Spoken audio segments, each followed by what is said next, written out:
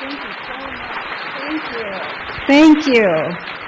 So great to get that introduction and to get it from, I don't want to say partner in crime, but someone who understands this job we do, journalism, television journalism especially. I remember my daughter and I would be in the car, and there was that old Donna Summer song, "She Works Hard for the Money," and I was always thinking, yeah, she does. In fact, quick little story I'd love to tell just for Natalie, because she's here, even though I know she has to go back and anchor. Mid-'90s, late 90s, I was working for CBS and I was in New York, but I was going to go visit that daughter who was a little girl when we were singing "She Works Hard for the Money," but at this point now she's in college. And I left my apartment in New York. I don't remember why I had to go to Boston, but I went to Boston for some reason, but I'm really on vacation for the next week. I'm in Boston for one night, and then I'm flying to Albuquerque to see my daughter. So I'm in my hotel, I wake up, I think about I'm going to order some room service. I turn on the TV, and it is CNN, and they are saying, we're getting reports that the airplane piloted by John Kennedy Jr. has disappeared. And I'm thinking, there goes the room service, there goes my trip to see my daughter, because I'm in Boston.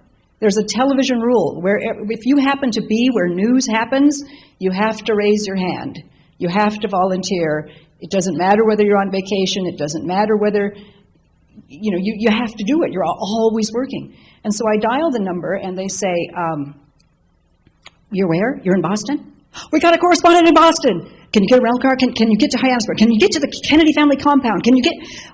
And I didn't have a rental car, but I got a rental car right away, and I got in my car, and I start driving out to the, how do I find my way? I don't even know how to find my way. I did not have GPS. We did not have smartphones at the time. In fact, I didn't even have a cell phone in my car. Maybe the Avis map in the glove compartment. So I find I'm in downtown Boston traffic. I come pulling up, and I ask this policeman, he's directing traffic. He's, pointing this way and that, and I say, can you tell me how to get to Hyannisport? And he says, you take the turnpike to the Greenway, to the, stuff. It's not so easy as out here where it's I-5 to 405 to whatever, but I notice he's got a little radio, and it's like, I can hear a news station coming off of his radio. Besides the cop radio, there's like a transistor radio, and it's talking about the airplane and the missing and where are they.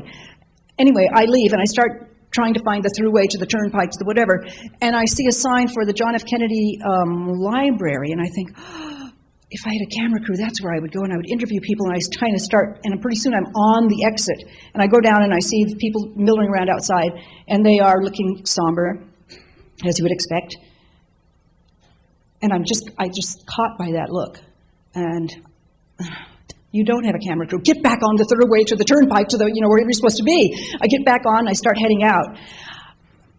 But I get to the exit for Hyannisport, but there's no sign that says, Kennedy family compound this way, and so I'm driving around. I end up pulling up on a beach. I run out, I see a lifeguard. I run to the lifeguard. Pictures like a bad dream. You're running in the sand. And while I'm going there, I'm also thinking, what is my assignment? Am I doing something for tonight's evening news?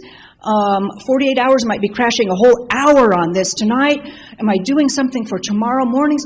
What is my assignment? No one's even told me yet, so I have to get there to find out. Anyway, I get to the lifeguard, and I ask her, where's the Kennedy family compound? She goes, oh, you're almost there. It's down that road and over there, and you'll see the White Houses. And I noticed that she also has a little transistor radio, and she's listening to news, because I need to hear the news. And then I go on. I park. I see satellite trucks, and it's so reassuring. It's like my tribe, my television tribe. And I see a redheaded producer that I remember from CBS. I see her in the hallways, and she sees me, and we're sort of running toward each other. And I get to her, and she goes, New York wants to talk to you. And again, no cell phone. She hands me this. Okay, now that's normal, because through a satellite truck, your voice can go from here up to space and back down to the control room. So she says, New York wants to talk to you, and I'm assuming, oh, good, thanks, I get my assignment. Finally, someone's going to tell me what I'm going to do.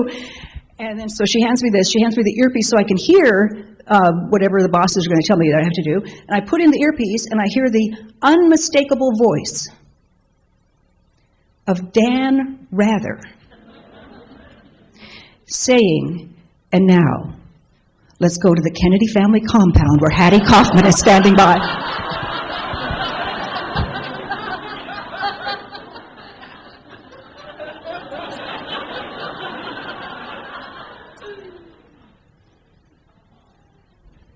You really don't get to bend down and crawl away. Okay, so she works hard for the money.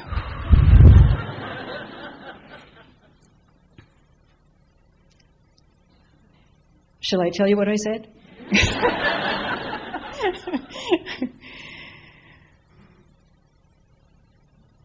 I mean, you don't even have a chance to look at the redhead and go, "What did you hand me this?" Like, you just, Dan, I am here at the Kennedy family compound in Hyannisport, Massachusetts.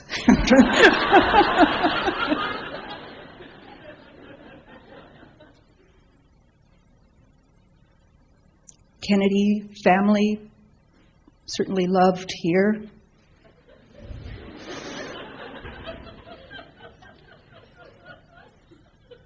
In Hyannisport.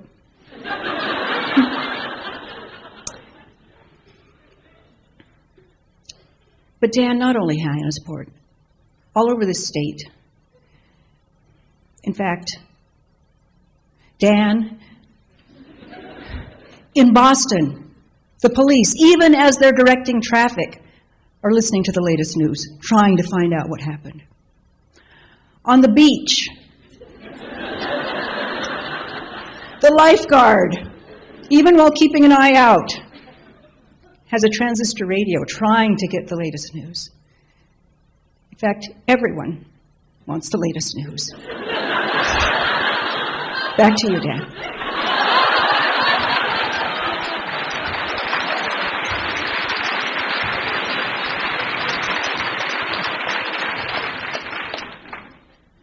I told that story for Natalie, and I think she actually left to go back to work because we do work hard for the money. I've had the great fortune of having this career that has taken me all over the world, and I've gotten to interview athletes and rock stars and musicians and corporate titans and world leaders, and I've gotten to be backstage at the Grammys when Beyonce comes off after dancing and singing with Prince. I mean, I got kissed by a Beatle after an interview. So it's been just this incredible life.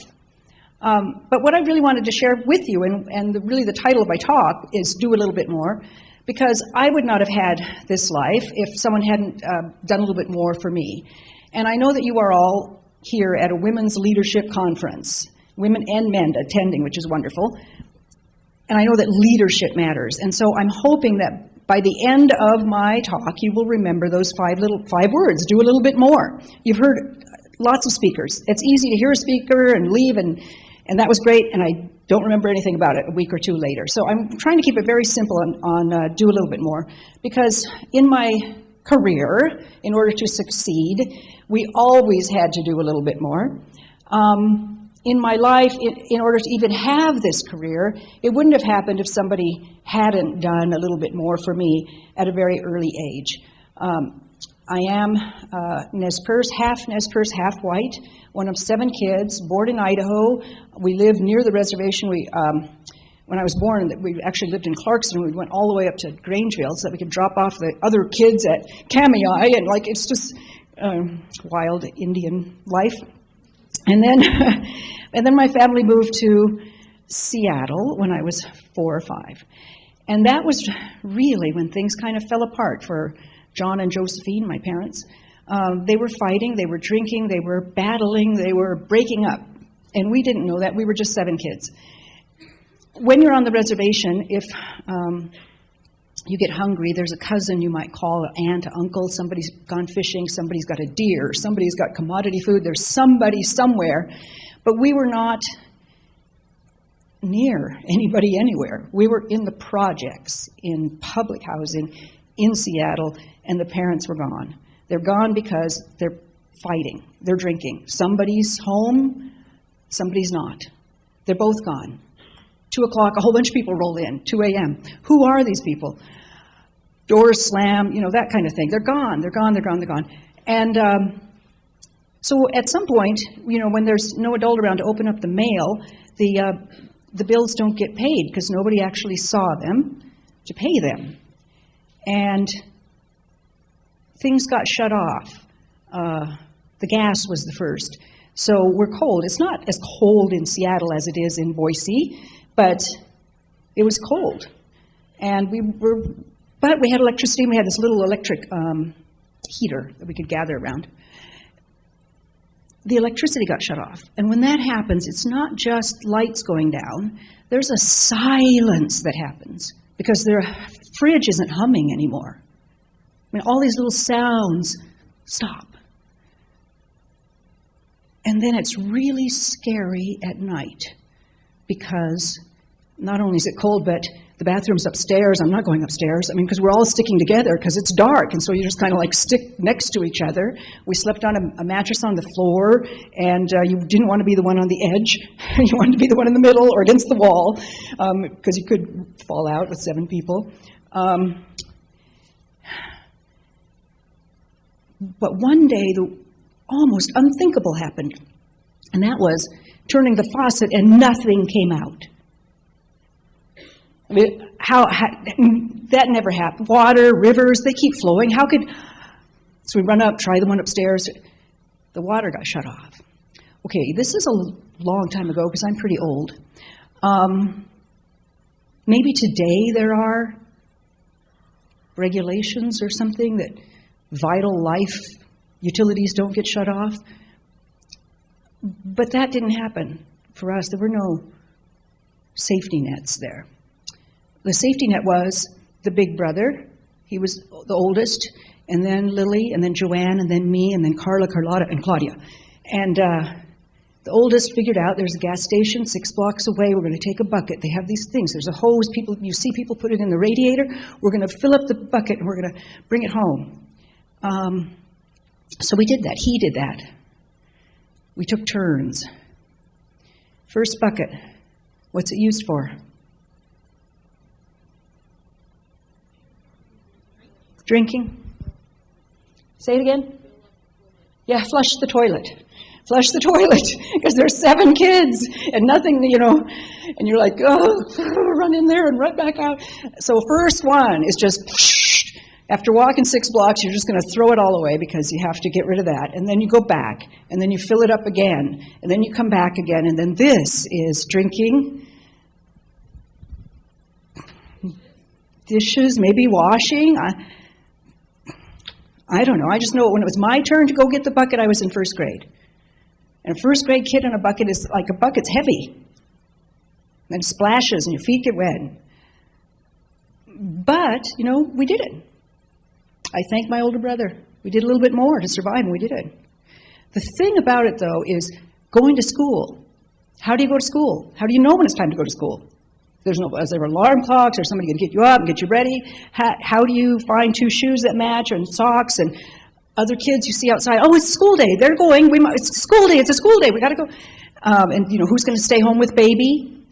Take turns. Somebody's going to stay home. So, a scene from. I'm in 3rd grade, and I go to school. Who knows what time it is? 9, 9:30, 10. I mean. In other words, I walk in, the door shuts behind me, and all the little heads look up from the desk because school's already underway. And this has happened before, and normally I would just ignore them, and I'd walk to my desk and pull out my books and do whatever I'm going to do. But this day, Mrs. Huntington, my teacher, just stopped me with a look and said to the kids, keep on studying, kids. And she walked right to me, and she turned my shoulders, and she walked me out of the portable. Our class was a portable, so we're going across the playground to the main building, and I'm thinking, I'm in trouble because she must be taking me to see the principal. And maybe I've been late too much. Maybe, and I don't know what it is, but she's just taking me. She's not really telling me anything. We get inside the main building, but instead of going to the principal's office, she turns me at my shoulders toward the direction of the girls' lavatory. And I don't know what's going on with Mrs. Huntington. Why are you taking me to the girls' lavatory? We're going to the girls' lavatory. On the wall, on the right, is a long enamel sink. She goes up to the sink, turns on the water with a foot pedal, and then she rolls out this rough brown paper and puts it under the sink, and she crinkles it up, and then she starts washing my face.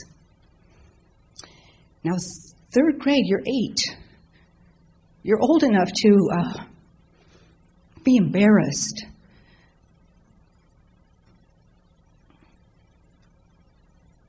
I can't even tell you whatever emotion comes after embarrassment, because I don't remember that. I just remember thinking she's washed, teacher is washing my face. And then after that, she pulls out a comb, and she goes to comb my hair, which kind of went like, it didn't actually go through. It's like, because I can't imagine what it was like, but so she can't comb it. So then she gets her hands under the sink, and she gets some water, and she just sort of pats it. I can imagine, just like pat it down, and then she turns me around and she buttons up my dress. Think about that. I had gone to school with those little girl dresses that button in the back. Without it buttoned.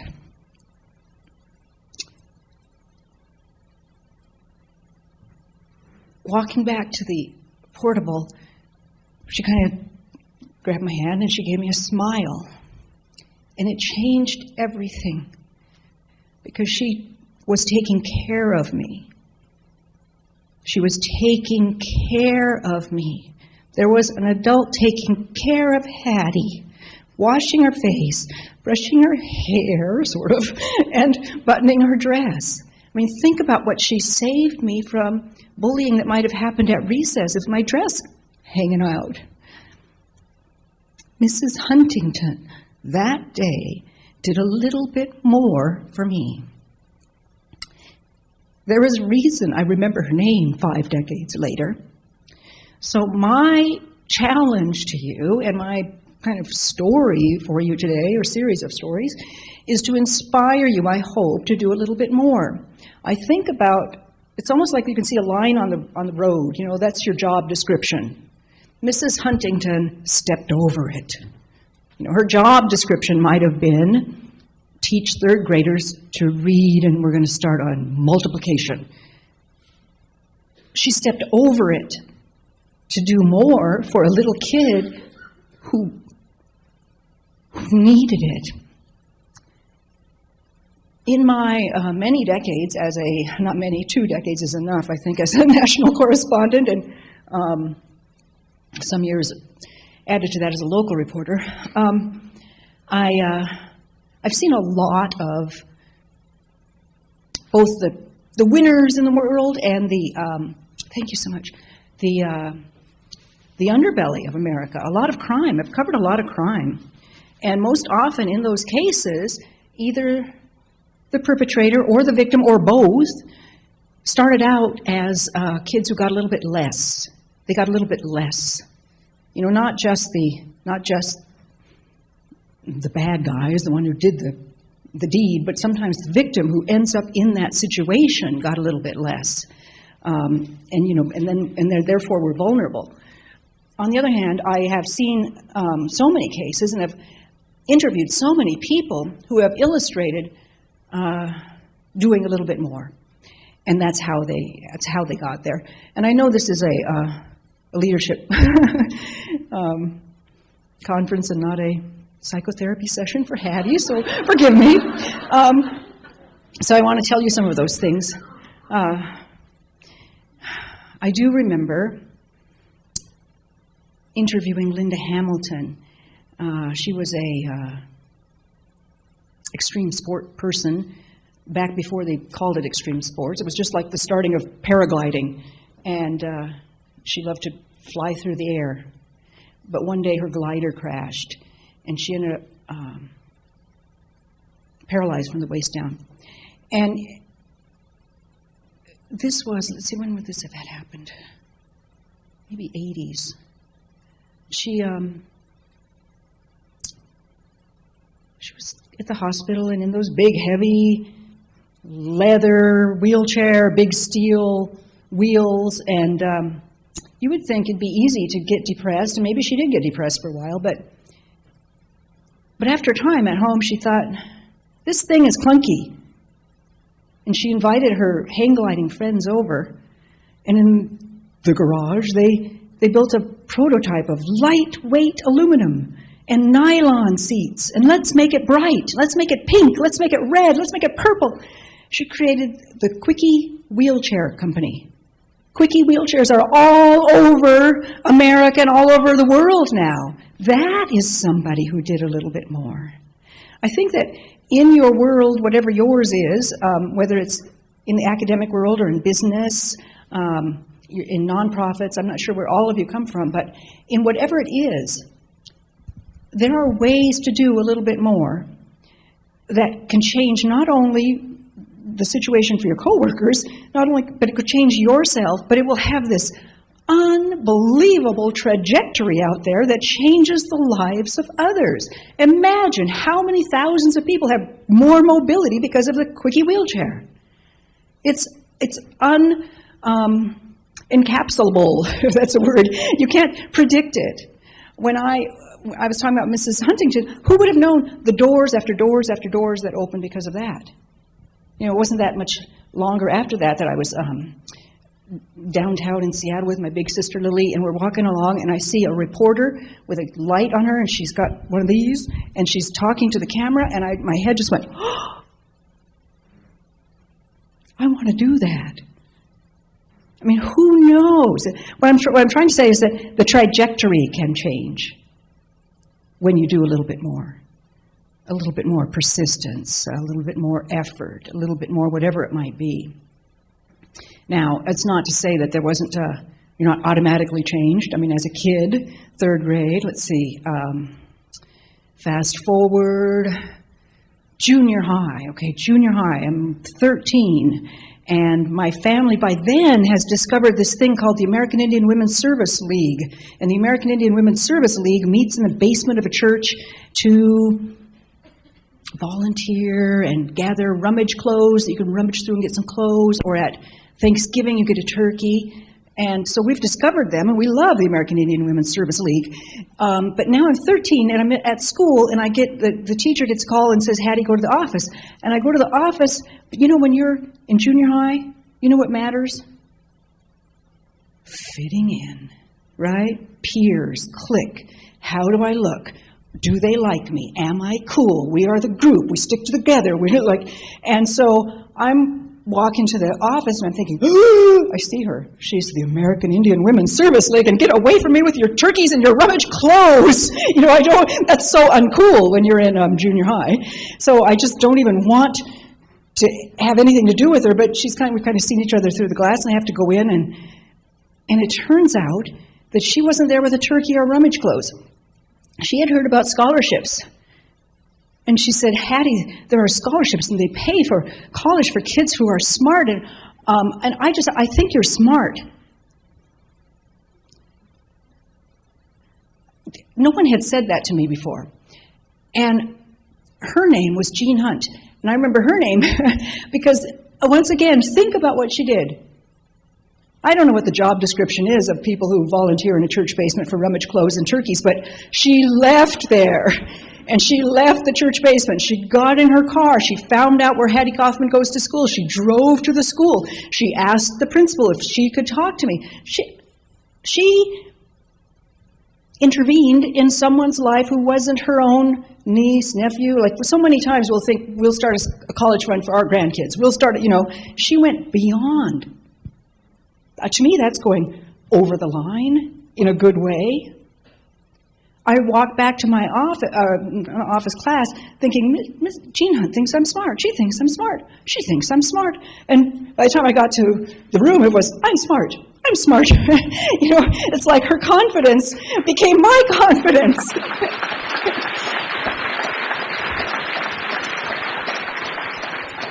But Even so, it could take more than one intervention. Fast forward to high school. Now I'm in high school, and by now, Indians have taken over Alcatraz. Remember that in the news? Yeah. Indians took over Fort Lawton in Seattle. Okay, so I'm sitting in Mr. Landon's social studies class, and by now I know I'm smart. And I'm sitting there, and yet all of a sudden it dawns on me, this is white man's education.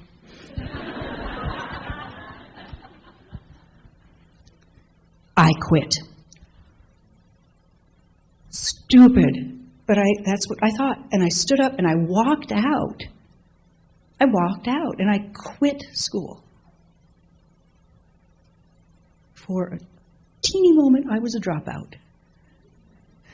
Thankfully, there was somebody named Bernie Whitebear, who was an American Indian community activist, for lack of a better name, I don't know what to say, but he was somebody in Seattle who would sort of drive around and check on the various native families and say, how you doing? Do you need anything? So by then, in other words, by then we sort of had developed that safety net, and he was one of those. And I saw his car pull up, and I thought, oh, I'm going to go downstairs and tell him, because I thought it was the coolest thing. Bernie Whitebear had led the takeover of Fort Lawton, and now I'm in. And so I came down the steps, and I said, Bernie, I dropped out of school. And I was expecting the high five. And he said, Hattie, we don't need more Indian dropouts. We need more Indian graduates. It was a shut my mouth moment because,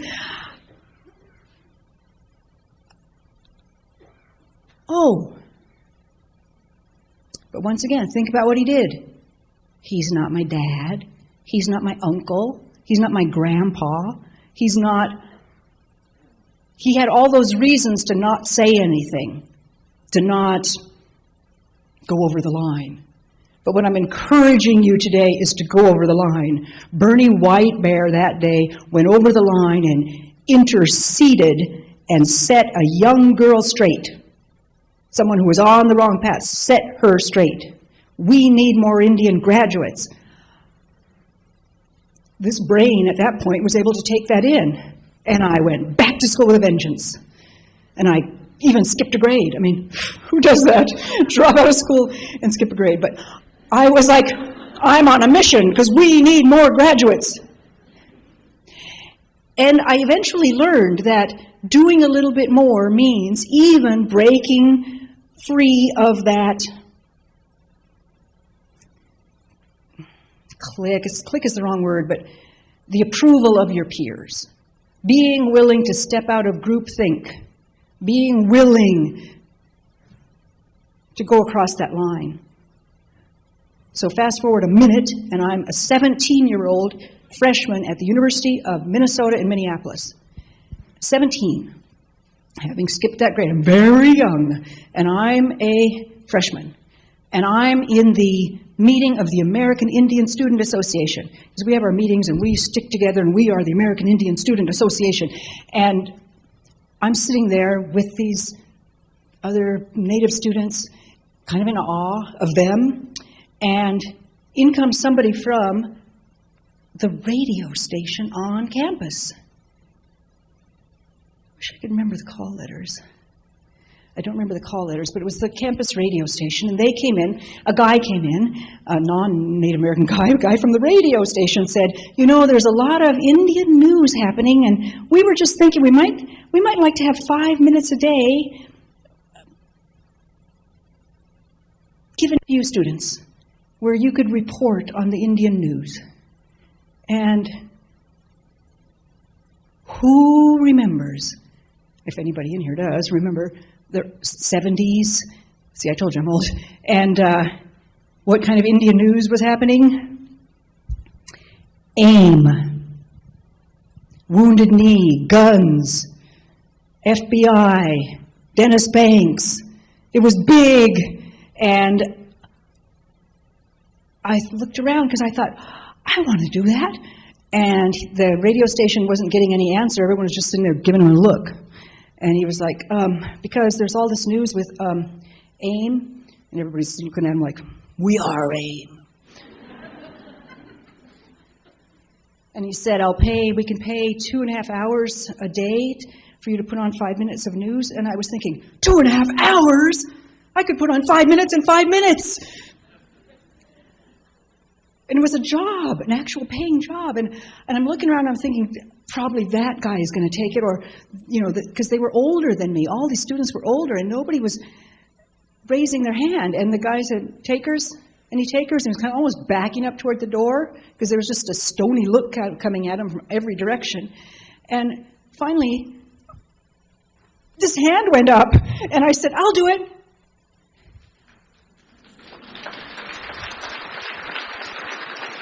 Thank you. Thank you for that applause, because that was the autumn of 1972.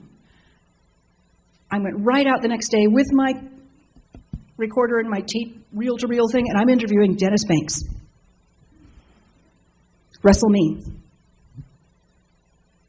Clyde Belcourt, all these guys, all these leaders of AIM who were not granting interviews very much, but here comes this girl with her long hair and eagle feather tied onto it, like objective journalism.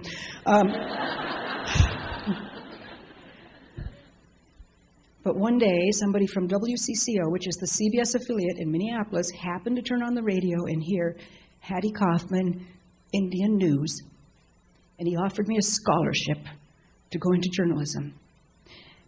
Because of this, because of doing a little bit more than what your group says we're supposed to do, a little bit more than everybody giving you mean looks with their arms crossed, a little bit more, just being willing to step out of whatever, I don't want to say tribe, but I will, whatever the tribe, because we are all in various tribes at work or whatever is the prevailing think, to cross that line can change everything. So that was 72. My last paycheck from CBS came 2012. 40 years in broadcasting. From raising my hand.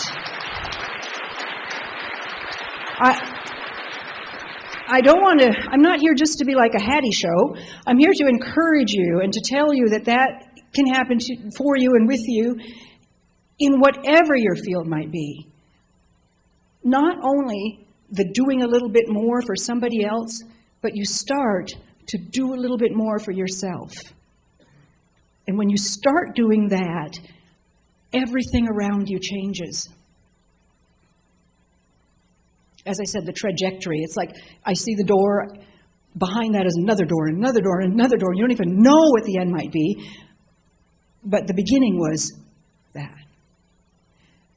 So I do wish Natalie were here, but she had to go back to her station because she knows how tough it is and how competitive it is in local news. So after college, I ended up at King 5 News in Seattle. And you guys know the Anchorman movie, what is it, Ron Burgundy? It really is like that. I was anchoring once, and I had a co-anchor that they had just hired, and it's our first time together, and the floor director's counting down, 10, 9, 8, and this guy, he's tall anyway, but he looked at me, 7, 6, and he raised his chair. So now he's like that, and I'm like this. So I raised my chair, 4, 3, and he's like, raise the chair, and I raised my chair, like having this race. 2, 1, the poor floor director, by the time he pointed at us, our knees were practically up to the table because the chairs couldn't go up anymore. And he was still just as taller than he had been when we were down here. In terms of the ratio. Anyway, so it was like that. And when I first started out as a local reporter, it's not the kind of career where people say, oh, welcome, let's go out to lunch. Instead, it's what she got. Who hired her? Because we're all competing. You see, in a half-an-hour newscast, you subtract the sports, subtract the weather, subtract the commercials. We got 16 minutes, and we're all fighting for our time, our 1 minute to get on the air, a minute and a half. We're fighting to get on. Some of us won't get on.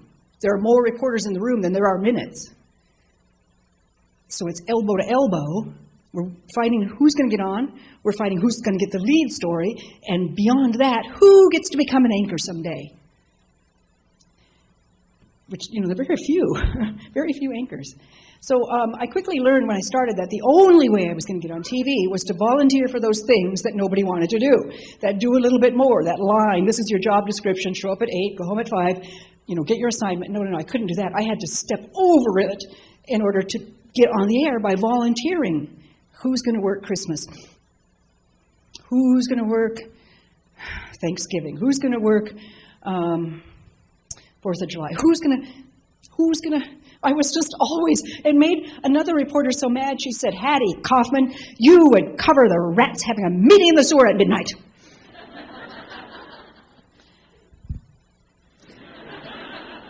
Because I was doing that, I finally started to get on. Something happens on Christmas. Something happens, and I was there. One night, my phone rings at 2 a.m. because our station had started a half-an-hour newscast prior to the Today Show. It was on 6 a.m. or something. It was a terrible shift. You had to come in at midnight.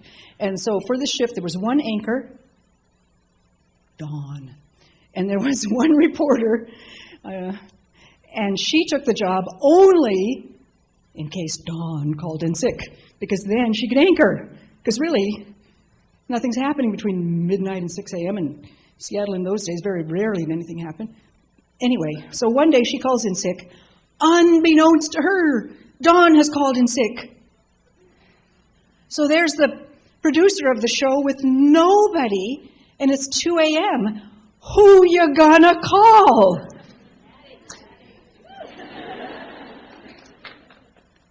My phone rang at 2 a.m.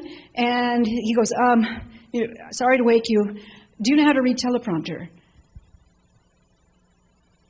Yes.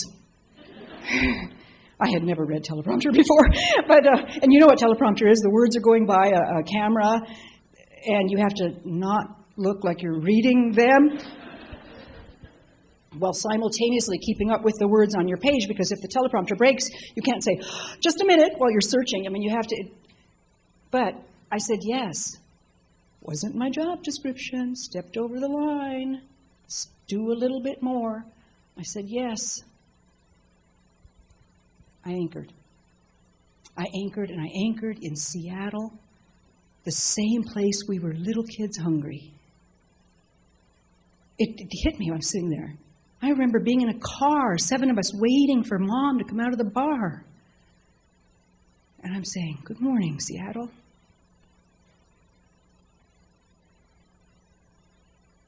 Fast forward one more time. I'm in New York, 1989, 1990. I'm working at Good Morning America, Joan London. I don't know. I don't remember if she called in sick. I don't remember what it was, but they said, can you anchor? Can you fill in? Someone says, here's the dressing room.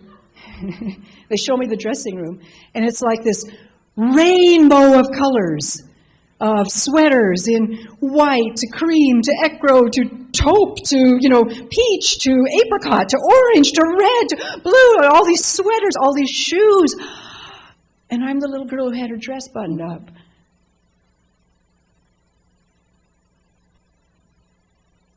And I'm walking across the set to go sit down next to Charlie Gibson to anchor, and I'm not going to be saying, good morning, Seattle. It's, good morning, America. And it would be easy at that point to crumble inside, to get scared. What if I get the hiccups? What if I burp? What if I faint? What if I... And you can't do all those what ifs. But as your heels are clicking across the floor on the way to the set, some of those could come to mind.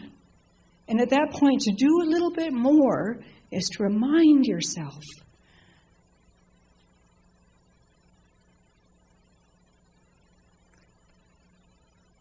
of the fact that others have done for you, and you're going to do for you. A good friend of mine who's actually from Boise, her name is Lisa Buffalo, she says, your test is your testament. My test was my testament. And I was able to walk over and say good morning to Charlie. Red light comes on. Good morning, America. Thank you.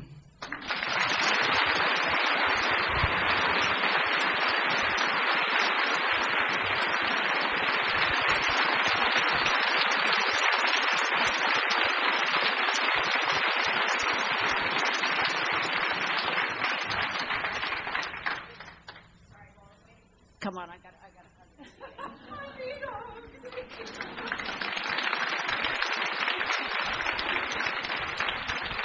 Okay, I'm sure that there are lots of questions out there, and while I'm waiting for them to come up, Hattie, I want to let you know that we've got a few young women from area high schools in the audience that had to work hard to get here, and they were sponsored by some people at HP. Thank you very, very much. And I would like to know what advice you have for these bright young women who have their lives ahead of them. Oh, gosh. I think the biggest thing is to remember that it's you. It's not your friends. It's not the group. It's you. You get to decide. You reap the rewards or pay the penalty. It's you. Because I know at that age it's so easy to feel yourself hemmed in by whatever the group think is. So my advice is simply to remember, it's me. If you're ever doubting, look down at those feet you're standing. You know, those are my feet. I'm standing right here. I'm walking along. This is me. So that would be my advice. Thank you.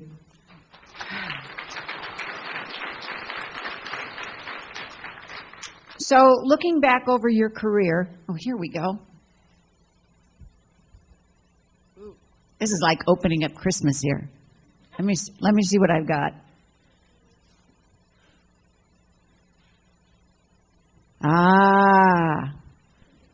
So this is something that we've talked about kind of all through the conference. Balance. The questioner says, I appreciate always doing more, but how do you do that and find that work-life balance that gives you peace? Oh yeah, that's a good question, and also kind of really tough question, because I don't know that I did. I think I actually did a bad job at times. I was a divorced mom of 2 kids when I was raising my hand at King 5 News, and you don't get those years back. You don't get Albert at 6 and Lizzie at 4. You don't get them back. And one time my son said to me, I grew up in an edit room. And I didn't know that you did not. But on the other hand, on the upside, just from my experience, when we left Seattle, we went to New York. My kids got a big life. I mean, they got they're American, and not just like of one city. And I'm probably the worst person to answer that question, because I don't think I did a good job on balance. I was in all the time, all the way. And I think they forgave me. I thank you for your candor on that, because I'm sure there are a lot of people in the audience that also feel that they're on one side or the other of that balance, and sometimes it's hard to find. Here's another question about the competition, and that's, how do you compete with other female members of whatever environment you are, and do you have any advice in that situation? You know, we're always talking about mentoring each other, and you want to do that, but at the same time, there's a very real competition that exists. How do you find that balance? I don't know. I did not encounter any female mentoring females in broadcast news, being honest. I did not see that anywhere. At the network, I remember one time, one of the heroes I have is Connie Chung, because she was always ready. She was camera ready, like walking down the hallway, like the eyes, the makeup's like, she was ready, no matter what. She could just be in front of a camera and do it. But anyway, I didn't mean to get distracted there, but she and some other, she and a couple other network news female correspondents were going to put together a lunch for all of us. And another female correspondent came up to me and said, "What is this about? What are they doing? What is this?" I mean, so that's it right away. I mean, because you're competing, but you're not just competing with other women. You're competing with the guys. You're competing, and that thing about the chair, that goofball thing in local TV, same at the network. I have to say, I was in a commercial break on a national morning television show. This was CBS, and the co-anchor, who is a household name, but I will not say it, said to me during commercial break, "Where were you born?" And I said, "Idaho." And he goes, "No one's born in Idaho." And he got up and walked away. I mean, why would you want to make your co-anchor feel bad just before they have to go on the air? But, you know, that undercutting happens. And speaking of television news, TV news has changed dramatically. What is your response to people who fear fake news and that you can no longer trust the news media? I'd have to agree with them. I mean, it is so bad these days. I took it seriously in journalism school when we were taught to be objective. We were taught that you are not supposed to be, or you're just supposed to be a blank slate. You're not supposed to have an opinion. You're not supposed to even tell anybody how you vote. You're not supposed to contribute to any causes. I was asked one time to, I don't remember what it was something innocuous, like a college fund, and I had to go to CBS to get permission to do any nonprofit thing, and they said no, because what if somebody there is found embezzling something like, so even something like anti-littering you couldn't align your name with. One of my first stories out in local TV in Seattle was, at the time, there were these big fishing wars between native tribes and the state and the commercial fishermen. And so one of the first stories I go out on, I'm interviewing the commercial fisherman who says, "It's those damn Indians," and and I'm like writing it down, "It's those damn Indians." You know, and I couldn't say, "What do you mean? We have treaty rights." You know, I couldn't, because I'm not a treaty person at that point. I am a blank slate. And I really think it's